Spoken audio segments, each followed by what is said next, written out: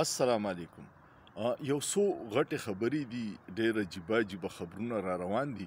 یو خدا چې کشمیر کې عوامو یو ډېر زبردست احتجاج شروع کړی دی او دا په دویم ځل شوه. مخکې هغوی احتجاج کړی و د بجلۍ د قیمتونو او د اوړو دپاره، او دومره یو برپور احتجاج و چې حکومت بیا سرنډر کړه. هلته یونټ اوس په 3 روپۍ دی او اوړه ارزان دي. او نن سبا چې کوم احتجاج دی، ټول کشمیر کې واړه غټ مارکیټونه بند دي، او پرونه خو یې اعلان کړی چې نن 11 بجې نه به د پاکستان سره چې د آزاد کشمیر څومره لارې دي هغه به ټولې بندو. د دې وجه ولې ده؟ دا حکومت یو آرډیننس راوستی دی، پبلک سیفټي آرډیننس، چې په هغې کې د عوامو نه د احتجاج حق ختم کړی دی، چې څوک احتجاج کوي په هغوی به مقدمې جوړیږي او جیلونو ته به ځي. د دغې خلاف هغوی احتجاج کوي او ډېر کامیابۍ سره روان دی. یو مطالبه دا و چې سیاسي قیدیان فوري رها کړي، نو هغه خو یې ومنل او په دې بله باندې مذاکرات شروع دي. کوچرې عوام د خپل حق دپاره بغیر د څه پارټۍ او د سیاسي مفاداتو رایوځای شي، نو ډېر څه کولی شي. بل خبر دا دی چې پاکستان کې یو طرف ته مونږ ته وایي چې 5G راولو او آی ټي له ترقي ورکوو، بل په انټرنیټ کې په دنیا کې پاکستان په 198 نمبر باندې دی. نو سوچ وکړئ چې لکه دنیا کې د انټرنیټ سپیډ د جیټ جهاز غوندې، نو زمونږ په وطن کې لکه د ریړې او سانډا رواني، په دمه رواني، کله هیڅ هم نه ښیي. دا بدقسمتي ده.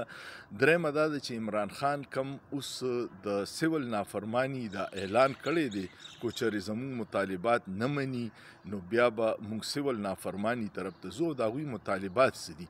او وایي چې د 9 می او د 26 نومبر د دې قتل عام یو غیر جانبدار جوډیشل کمیشن انکوایري وکړي. پای کې یو اهم خبره دا ده چې په 26 نومبر باندې په خلکو باندې ګولۍ ریاست وچلولې، نو په 9 می ولې نه چلولې؟ د ډېرو خلکو دا الزام دی چې 9 می کې د هغوی خپل خلک ډېرو او 26 نومبر کې عوامو، نو ځکه یې دا چلو کو.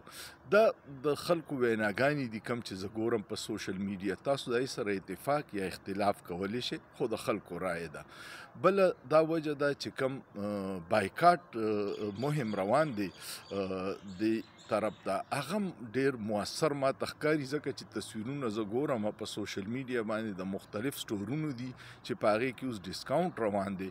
او ایکسپریس ټریبیون ویلي دي چې د ملیټري کارپوریشن شیرز په شا را روان دي، په ښکته را روان دي. نو کو د سیول نافرمانی تحریک اعلان هم وکړو، دې وخت کې پاکستان کې په ریل سټیټ کې دوه ډېر غټ کمپنیانې دي، یو بحریه ټاون دی او یو ډي ایچ ای ده. بحریه ټاون ملک ریاض خو ریاست د عمران خان خلاف د ګواهۍ کې دومره تنګ کو چې د کاروبارونه یې تباه کړه، او هغه اوس په دوبۍ کې ناست دی. او پرون مې کته چې هغه په دوبۍ کې خپل انویسټمنټ شروع کو، هلته کې یو سوسایټي جوړوي. نو بدقسمتۍ ته وګوره چې پاکستان نه خپل انویسټمنټ روان دي دوبۍ ته، او مونږ نورو نه امید ساتو چې را به شي او د ملک کې به سرمایه کاري وکړي، ملک به روان شي. دویم چې کوم غټ ریل اسټیټ دی، ډي ایچ ای ده، او په ډي ایچ ای کې میکسیمم انویسټمنټ چې دی د اوورسیز پاکستانیانو دی. نو اوورسیز پاکستانیانو هم نن سبا مونږ خفه کړي په وړه خبره، ولا کله پاسپورټ بلاک کوو، کله ورله شناختي کارت بلاک کوو، کله پې کیسونه کوو. نو دغه مشکلات هم را روان دي. کو چېرې عمران خان دا اعلان وکړو، نو ډي ایچ ای ته به هم ډېر نقصان شي، ځکه چې اوورسیز پاکستان ګڼي ډېر محب وطن خلک دی چې زمونږ د ملک یو فرسوده نظام تباهۍ ته روان کړی دی، چې په خپل ضد انا او هټ درمۍ کې هر نظام هغوی تباه کو. نو دغه کو هغوی چېرې اوورسیز پاکستانیان په ډي ایچ ای کې انویسټمنټ کم کی، نو ډېر لوی نقصان به دغه سیکټر ته وشي. بل یو خبر دا دی چې یو 2 انکرانو باندې حامد میر او کاشف عباسي ډېر رښتیا ویل شروع کړي، نو کیدای شي چې نږدې د هغوی دغه ختم کی، شو ولا بند کی. او یو صحافي دا دغه کړی چې د بایکاټ مهم دومره زور ورکړی چې کیدای شي په سوشل میډیا باندې اوس د هغې خلکو خلاف کریک ډاون وکړي چې څوک چې د حمایت کوي. نو بدقسمتي دا ده چې موږ د خپلو غلطیانو نه زده کړه نه کوو.